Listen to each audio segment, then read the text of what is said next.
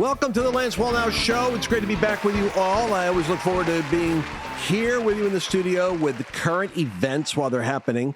I just opened up my Bible here. It says, "Doth not wisdom cry and understanding put forth her voice? She stands in the top of the high places, by the way in the places of paths, and she cries at the gates, at the entry of the city. Unto you, O men, I call, my voice is to the sons of men. Understand wisdom, O you simple ones, and fools, be of an understanding heart." Understand wisdom. So wisdom is crying out in circumstances, and sometimes the important thing about news or heralding current events is to tell you what those circumstances are. Of course, we see what's going on with the American government right now. We see them going after Trump with lawfare. But not only just him, they're going after all the lawyers. There's like a vicious and dangerous acceleration taking place. But while it's happening here, don't miss the big cry, which is 37 nations are lining up to destroy the American dollar. It's like a confederation of foreign currencies coming together. It's called the BRICS nations. Brazil, of all things. Why do you think they want to get rid of Bolsonaro? Russia, India, China, Saudi Arabia, the Middle East, and there's some 30 other nations lining up. And they're meeting right now, and they're discussing how to decouple from the American dollar, how to drive that dollar back here so that it cripples us, and we have not only our $30 trillion debts, but the global trillions all coming back. And I'm going to be talking to Kevin Freeman. He's got a book that is going to explain how we can get out of this mess, why there still is time. It's a book that's going to be, it's called Pirate Money. You're going to want to hear my interview on the whole subject. But what we do now that is very important is you've got to look at what God is doing in the midst of this. Is he's thwarting the BRICS nations. They're not ready yet. You know why? They're all gathering gold. Get this. They know the American economy is in trouble. They think the dollar can crash eventually. They're storing up gold. What do you need to do? I'm going to give you this piece of wisdom right now. Go to lancewallnau.com/Birch. lancewallnau.com/Birch. I don't care how much you've got, what little you've got. Believe God for the resources to be able to stabilize your house, your home, and study the 20-page document on gold and silver. And I want you to make your decision now that you're going to put your wealth in a boat that will float. And I believe gold and silver, according to Haggai, in global shaking is going to be the commodity that is going to rise in value. Go to lancewallnau.com/Birch and read why I say so. And then let's get into this really awesome interview. Welcome back to the Lance Wallnau Show. It's been a little while since I've been able to do some of the current event focuses, such as what's happening with the BRICS right now. I keep warning you guys about how the dollar is being threatened. It's our situation is more grave and in peril than we think, and yet I have that responsibility of trying to edify you and give you hope. So I believe that if you are warned by God with accurate information, then you can prepare yourself. You know, Bible says that Noah was warned about the flood, and he was moved with fear and built an ark. God wants you to prepare for what's coming. That's why you can balance out traumatizing information with expectation that God's going to deliver you. So having said that, we're going to have our special guest today, Kevin Freeman. But before I introduce you, for those folks that do not know you on my platform, Mercedes Sparks is back. Mercedes, welcome back to the show. Good to be back, Lance. She was, people have been asking, where's Mercedes? Well, she's right here. She's right here at that table, right there. And she was on vacation recently. So if you've missed her, she was having a vacation. And then, well, you didn't say. So I went on a vacation for 2 weeks, and then you went on a vacation for 2 weeks. So I really haven't seen you in a month, and neither has anybody else. And they were like, "Where's Mercedes?" I was getting messages on my Facebook page wondering if I was still working with you, but we've been reconciled. And yes, and I talked to your mother who was sending you those texts. she said, I said, no, she's still here. All right, so now I got to get my studio reorganized. I put Kevin in my seat today, so I'm a little bit awkward here. I'm wandering around with all wrong cameras. Kevin Freeman, host of the Economic War Room. You've been here before. I love hearing your prescient analysis of what's going on with economics. But what makes you unique is, unlike other people that confuse me, you clarify things. So let's start with the last time you were here. Mercedes had me all excited about the potential of Texas maybe doing something that would put it into having currency that would be gold-based, gold-backed, and this could be cement. I'm encouraging people to invest in gold for obvious reasons, but if we could have a currency that was tied in, how great that would be. And you were working on that project. Can you bring us up to date as to what happened? Because I think it sets up where we're at now. Sure. But first, let me recognize the power of the captain's chair. Yeah. Wow, this is cool. And the gavel. You can convene I got court. the gavel You've got here, the gavel. and the buzzer, and yeah, it's phenomenal. Even keyboards, if you feel led to do a song. It would have to be pure Holy Spirit anointing, because I've never played anything. But that would be an exciting thing. What we proposed in Texas, and Mercedes, and you helped with this, and Flashpoint, and so many wonderful people helped. We proposed Texas adopt Article 1, Section 10 money, gold and silver coin as legal tender within the state. And we got very close to the finish line in the 88th Texas legislature. And right now we're on the cusp of getting Governor Abbott to add this to the special session that he plans. He plans a grab-all special session for September because he vetoed a lot of important legislation, knowing that would force Texas politicians to look at his three priorities, which were border security, taxes, and school choice, property taxes and school choice. So he vetoed a bunch of stuff, said, okay, you give me what I want, and I will bring back this important legislation that did not make it through the 88th legislature. So we're hoping to get on that. All right. Now, I don't want to put you in a position, and we can always edit it out, I guess, if we have to. But let's see if we can get away with doing this. I don't want to put you in a position where you jeopardize what you're going to do. But I have a suspicion about legislators. And my suspicion is that they do their backroom deals and then they table stuff, and it never really makes progress. And in a sense, it's a procedural sabotaging. Yeah, absolutely. And so that don't you think some of that could be happening with the questionable characters we have in the Texas legislature? Yeah, and don't edit this out. It's absolutely happening. We watch it happen before our eyes. I've sat in on meetings where they've done the horse trading, and they said, we want to pretend like we're giving Texas this conservative legislation, and then somehow get right to the edge and not finish.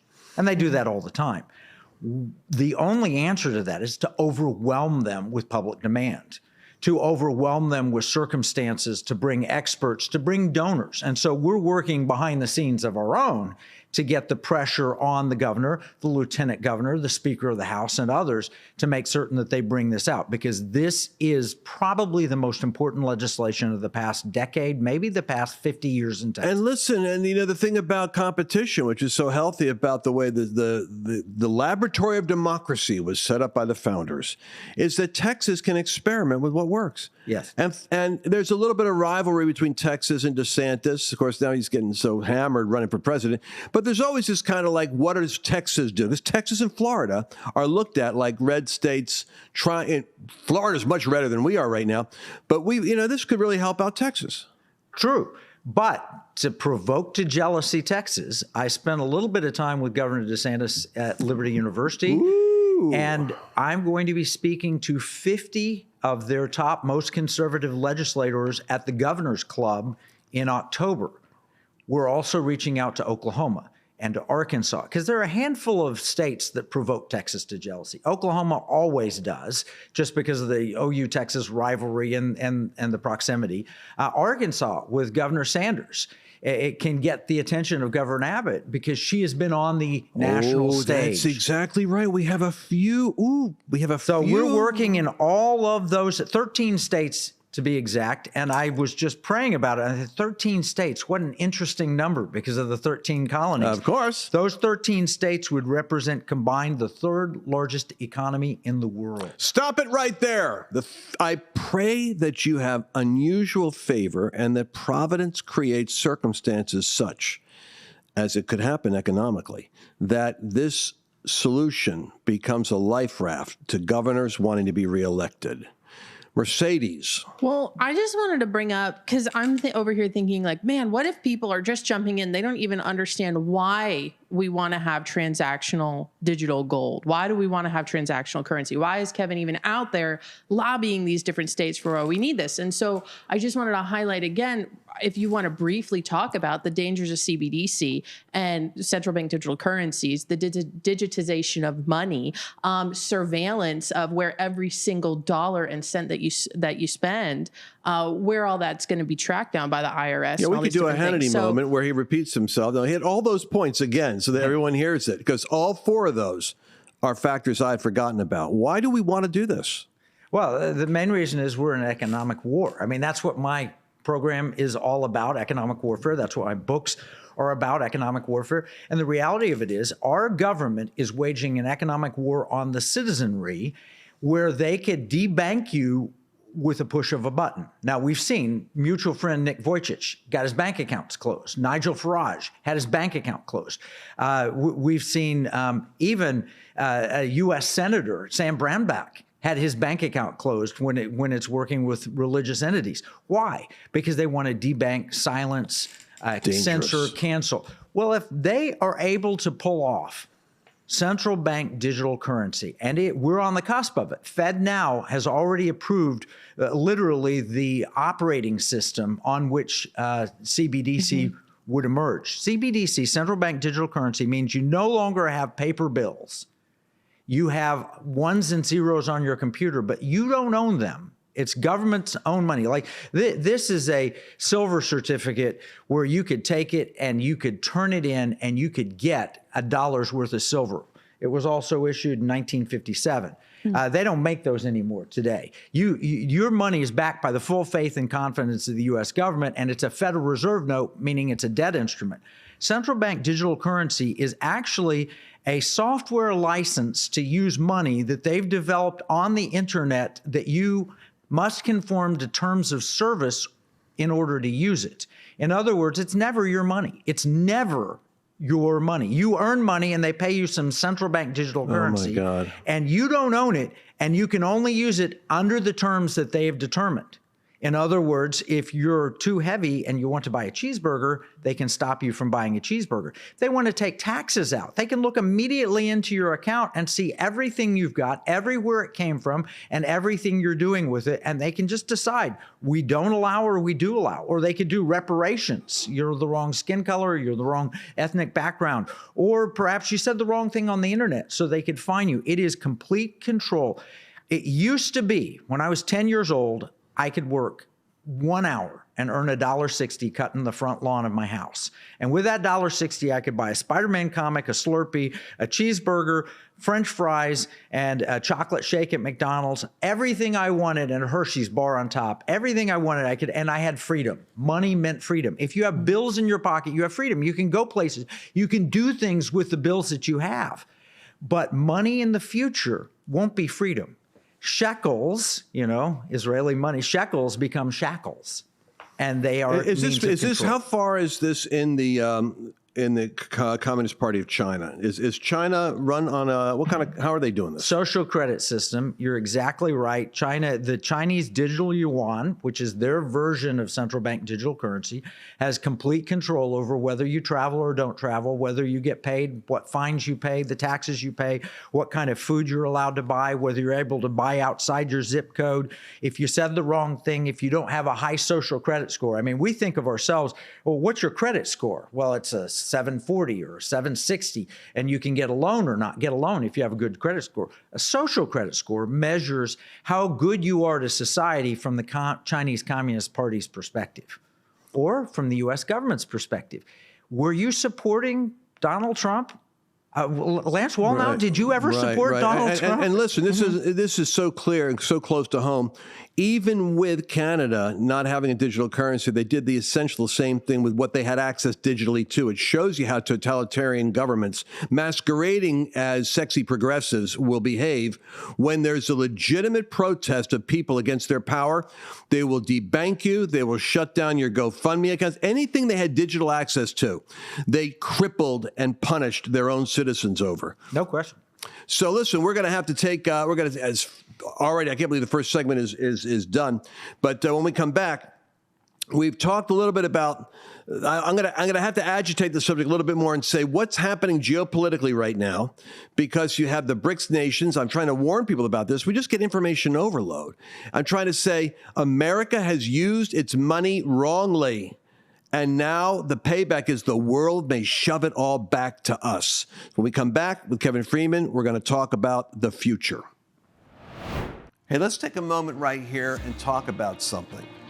You know, these programs are actually paid for by sponsors. And so the one thing that I always do is try to pick the sponsors that have the greatest value. Those are the ones that I myself believe in. Now, the Birch Gold Group is one of those key sponsors, and I'll tell you why. The economy is the area that I'm the most concerned about in terms of instability in the future. Do you know that right now, China and Russia and India is meeting with Saudi Arabians and South Africans to create an alternative economy, to basically crush the dollar? This is going to have a massive effect on the stock market, on real estate. It'll be a real shaking. But you don't have to be shaken, because there's a way you can protect your retirement, your 401ks, your IRAs, by connecting them in with gold. Gold is unique in history in that it's a place of stored value. In fact, those BRICS nations of Brazil and Russia, India and China, they're going to be backing themselves with, guess what? Gold. So be smart. I want you to go to lancewallnau.com/Birch and get a free information kit. Get knowledge, act quickly, don't wait. And they're going to be able to help you make a great decision on what to do. Remember, that information is free with no strings attached. Do it now, lancewallnau.com/Birch.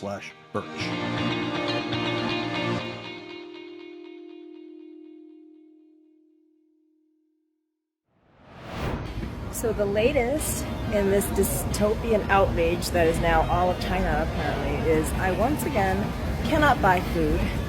A couple days ago, my uncle and my cousin helped me get a cell phone that is linked to a Chinese bank card so that I could buy anything. But now, apparently, it has been flagged for some reason, and I have to pass facial recognition identity verification, which is insane, because all I want to do is just spend my gift card balance on this debit card.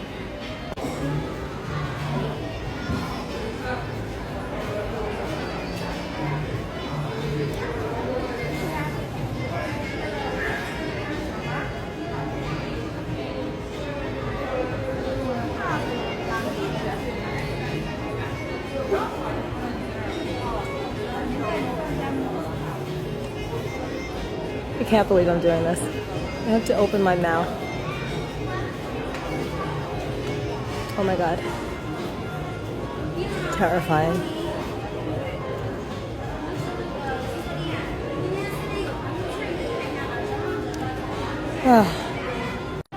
And of course, because it was my cousin who set this up for me, I did not pass verification. I guess it's a good thing that the Chinese app is not racist. But now I once again can't buy anything. Is this where the centralized digital currency phenomena takes us? Oh, no question about it. It is like I mentioned in the last segment, it takes us exactly where the government owns the money and you just have permission to use it with their permission. That's it. So it's not at all surprising that she might not be able to access the gift card she received because it's not her money. It's the government's money, and they give you permission to use your money. You've been watching this for 15 years, Kevin Freeman. You've seen how this thing is developing. I read here where you had predicted 3 phases of the strategy to overthrow the American economy and America's influence in the world. You want to repeat what those are? Yeah, the first one was energy. It was in 2008 in the summer. We were in a housing bubble that had burst. We were on the cusp of the worst recession since the Great Depression, and yet oil prices were run up to $150 a barrel, almost twice what they are today. And yet our economy's grown and everything else, and inflation's happened. How did that happen? It was a manipulation by Middle Eastern oil interests. The second phase of that was a stock market crash. And the third phase that I talked about, I call it phase 3, was the destruction of the American dollar And it began with Vladimir Putin in 2008. It adopted by the Chinese by Xi Jinping in 2013. And they've purposed for 10 years to de-Americanize the world and de-dollarize the world. They want to destroy the American currency. And here, as we're filming this, it is the day that the BRICS nations are announcing their alternative currency. And they're not hiding it. In the South China Morning Post this morning is a big headline on how they hope the BRICS can go beyond just de-dollarizing, that they hope that they can be a useful trade organization and so forth. It's here. The intention to destroy the American and we're looking dollar at like is some, today. it's the BRICS nations, of course, Brazil and Russia, India and China, Saudi Arabia. We're not making friends in the Middle East anymore without Trump. And Plus others. plus Brazil, the largest economy in South America. And there's 34 nations lining up to say, let's just stick it to America. And you know, if America, a little bit of personal biblical reference here. If you're a person that has achieved your blessing by God's grace and by God's favor, when you really insult that favor and that grace and you offend the God that gave that to you, God has, in a sense, what you're saying is withdrawal from me. Well, God doesn't curse you. He just withdraws his presence. And in our theology, evil gets a hold of you. And what you're watching in America is the gradual judgment that is coming, not because God's doing anything, but we're getting the fruit of our own decisions. Like having a child that makes bad decisions. You could pray for them. What typically happens is they become a prodigal, they end up in a pigsty, and then they remember how they used to be, and they turn around. I pray that America doesn't have to be brought into that state of agony in order to say it was so much better before, when we actually had rules and laws and a society that was not based on this communist insanity. But you have a book. Tell us about the book, because you explain all this in powerful detail. Yeah, the book is The History of Money, and it's my history and the history of inflation and all of these things we're talking about, the attacks on the currency, the ability to destroy your freedom by taking away your control of money. And it starts from the beginning to the end. It goes through the Great Reset, and then it gives a solution. And that solution is transactional gold and silver. It is written in the Constitution. It was put up by the founders. They literally said that a state can make nothing other than gold and silver coin tender within the state. The founders hated paper money. They had the experience, this is a continental, and there's a famous phrase, it's not worth a continental. This was produced by the Continental Congress in 1776 in Philadelphia. This bill entitles the bearer to receive 4 Spanish milled dollars. 4 Spanish milled dollars. This is a Spanish milled dollar. Milled meaning it was produced by a machine rather than pounded out, so that you knew it had exact weight, and it had a little edges on the side, ridges on the side of it, so that you couldn't just shave off parts of it and cheat. They would cut this Spanish milled dollar up into 8 parts, called it a piece of 8. We think of pieces of 8 and gold doubloons as pirate money. And that's why I call the book Pirate Money. When the founders created America, they intended our money to be based on Spanish dollars. The dollar is not an American term, it's a Spanish term. And it was based on silver and gold, pieces of 8 and gold doubloons. This tells the history of that and tells how, if we return to that in the secret provision of the Constitution, we can have a monetary system that's transactional, that is private, that is secure, that is based on something real, not paper money, not Zimbabwe $100 trillion paper money, or 1 million Mark from Weimar Germany, where they printed so much money. We have $33 trillion in debt. This is the answer, pirate money. We have central bank digital currency wanting to steal our privacy. This is the answer, pirate money. We have foreign governments wanting to destroy the American dollar and ruin us in international trade. This is the answer, pirate money. All the way through, it is what the founders intended real money is. It's the truest money, and it's biblical money. Gold and silver, always money, considered money in the Bible. And I want you to go to Amazon, lancewallnau.com/pirate money, because you do that on Amazon, and I'll be able to actually follow that up, because I'm going to be sending some more follow-up information about as we're interviewing you and talking to you about developments, what's happening. I want to be able to connect with the people that get your book. That's lancewallnau.com/pirate money. What is happening at BRICS right now with China? The good news I'm thinking is God in his providence hasn't completely given us over to this. There's still hope. There's still a window, which is why we can be optimistic about we can create a populist pushback. It's the only thing that'll move the dial. The elites are sold out. 80% of the Republican Party is as bad as the Democrats. It's going to be the people, as they're informed, that are going to be able to put pressure on the mechanisms that are in power. But I heard Bannon say the other day, his one hope is he's, of course, threatening what's happening with our debt and spending plans that Biden has. China, however, I would say by the providence of God, is not in the healthiest place. Their real estate market, boom, because you can't create an economy based on fiat. No one can. And like everything's opaque in China. That's why the world doesn't really want to trust the yuan yet. They just despise the dollar. We got a problem. They hate us, want to get rid of us. They don't know where to go. But China's not exactly solvent, is it? No. In fact, Evergrande, the big property developer, has gone bankrupt. And the Chinese young people... That's like a $600 billion entity there with all the real estate collapsing? It's gone. Yeah, it went bankrupt. And young people are upset because they're not... really, Xi Jinping blew it big time when he did the 100% COVID lockdown.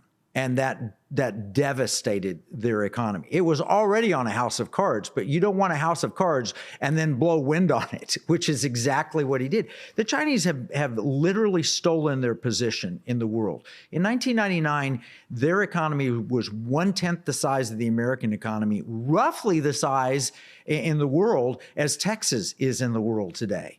Italy was the same size economy as China in 1999. Now they're the second largest economy in the world. How have they done that? Well, they've stolen intellectual property.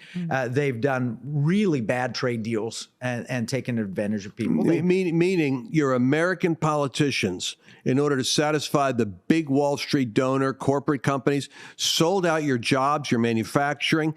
Meanwhile, you got the benefit of cheap goods, but you didn't realize that now you were building the economy of China and you were gutting the industrial belt of America, which Trump, if people don't get this, Trump came in and said, listen, I'm going to restore American manufacturing. I'm going to put people to work. I'm going to make America great again by making America where they buy products. And we're not going to be shipping all of our wealth abroad and making money for the elites while the average American is getting broker and unemployed.